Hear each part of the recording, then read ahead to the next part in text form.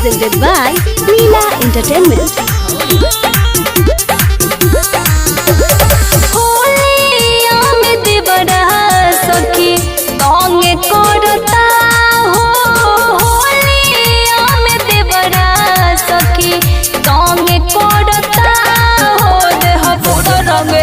करता लेके रंग पड़ता करता देह पूरा रंग रंग करता लेके रंग पड़ता करता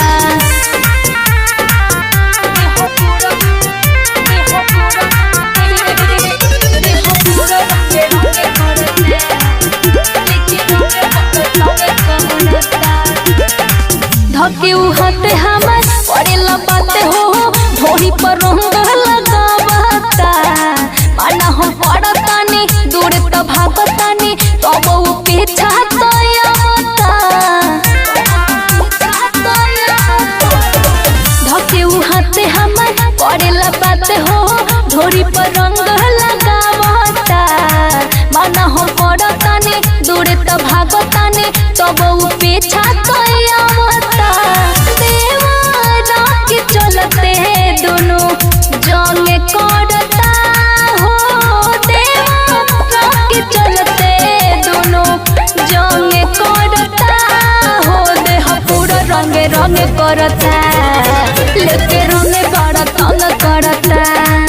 देह पूरा रंग रंग करता लेके रंग बड़ा तंग करता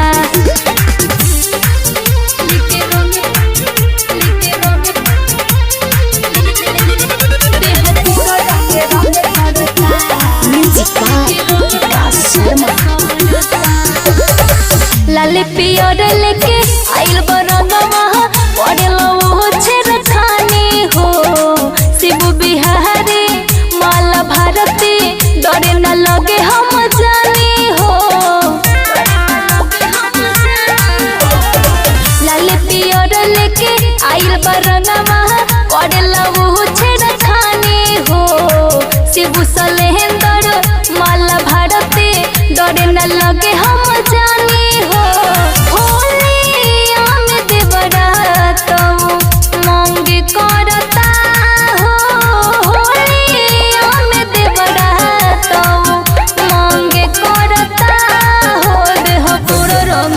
करता